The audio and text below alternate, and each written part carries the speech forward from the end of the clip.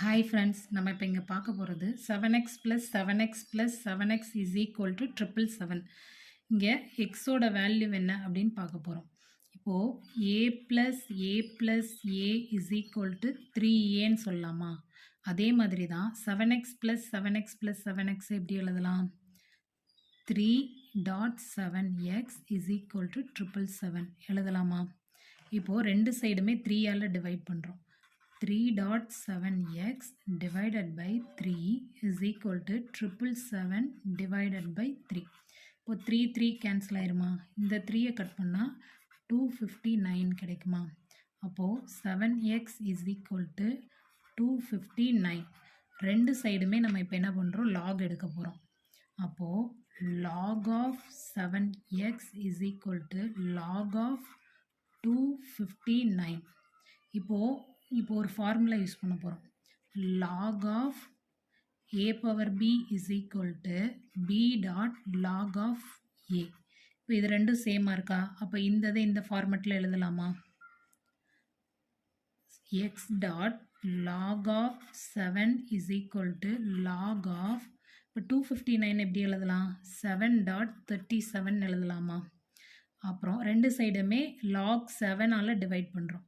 x dot log of 7 divided by log of 7 is equal to log of 7.37 divided by log of 7.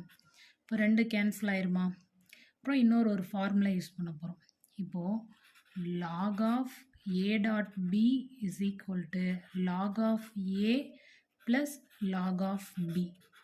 இப்போ இந்ததும் சேமாக இருக்கா? அப்போ இதை இந்த ஃபார்மெட்டில் எழுதலாமா? x is equal to log of 7 plus log of 37 divided by log of 7 எழுதலாமா? அப்போது x is equal to log of 7 divided by log of 7 plus log of 37 divided by log of 7 வருமா? இப்போ இது ரெண்டு கேன்சல் ஆயிருமா? அப்புறம் இன்னொரு formula use பண்ண போகிறோம். log of a divided by log of b is equal to log of base b a எழுதலாமா? இப்போ இதுவும் சேமாக இருக்கா? அப்போ இந்த ஃபார்மெட்டில் எழுதலாமா? அப்புறம் x is equal to 1 plus log of base 7 37. இதான் எக்ஸோட வேல்யூ. இந்த வீடியோ உங்களுக்கு பிடிச்சிருந்ததுன்னா லைக், ஷேர் அண்ட் சப்ஸ்கிரைப் பண்ணுங்கள்.